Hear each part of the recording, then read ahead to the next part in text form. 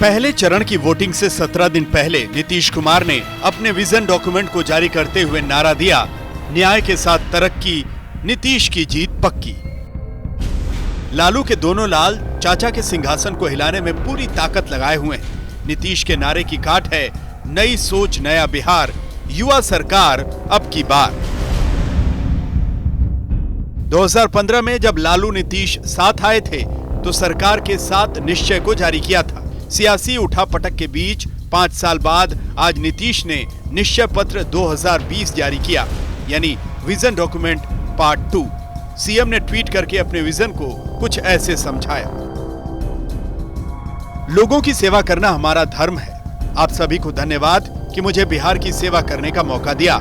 मुझे विश्वास है कि आपके सहयोग और आशीर्वाद से 7 निश्चय भाग 2 को क्रियान्वित कर हम राज्य को विकास की और ऊंचाइयों तक पहुंचाते हुए सक्षम और स्वावलंबी बिहार बनाएंगे।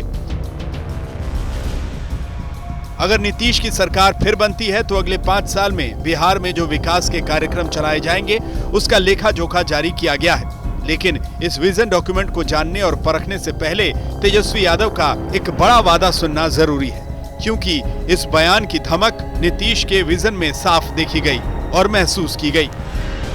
हमने ये वादा किया है बिहार की जनता से कि पहले कैबिनेट में पहले कलम से पहले हस्ताक्षर से 10 लाख रोजगार, सरकारी और स्थायी नौकरी हम बिहार के नौजवानों को देने का काम करेंगे। यानी आज से समझिए कि 10 नवंबर रिजल्ट आएगा और 28 नवंबर तक सरकार बन जानी है।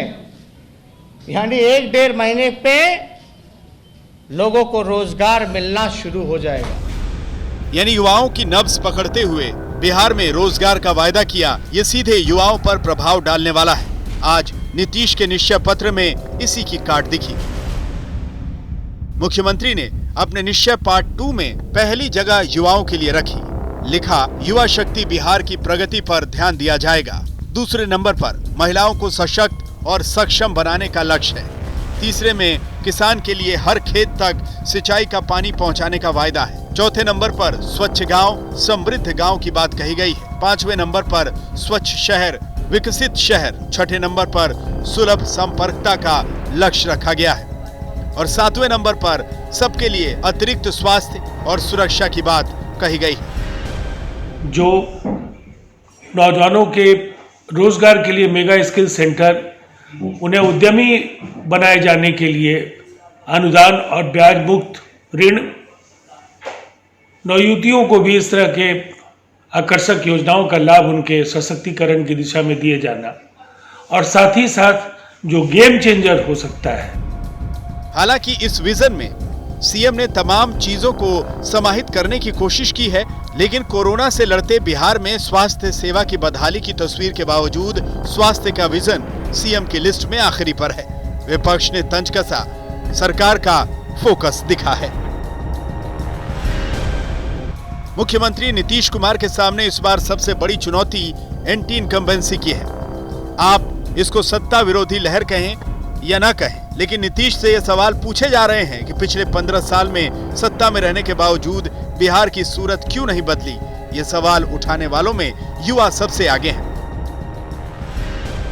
फर्स्ट 5 साल जो था वो तो बहुत ही अच्छा, लेकिन उसके बाद जो है हमारे जिस तरह से देख लीजिए, अभी बिहार एसएससी 2014 में निकला, लेकिन उसका एग्ज़ाम 2018 में हो पाया, फर्स्ट टर्म एग्ज़ाम। मात्र 150 सीट है हम लोग की, उससे कम ही है।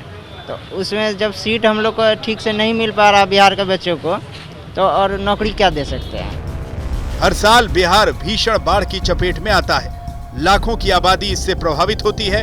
स्वास्थ्य सेवा भगवान भरोसे है, रोजगार नहीं है। स्कूल टीचर हड़ताल की धमकी देते हैं। राज्य में उद्योग धंधों को बढ़ावा नहीं मिलता।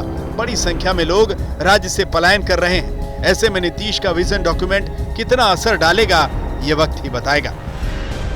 तेजस्वी यादव ने अपनी सरकार बनने के बाद 10 लाख सरकारी नौकरियां देने का जो वादा किया है, उसके काट के रूप में आज अपने विजन डॉक्यूमेंट में नीतीश कुमार ने भी बिहार के युवाओं को किस तरीके से रोजगार दी जाए, इसको लेकर अपनी बातें की हैं।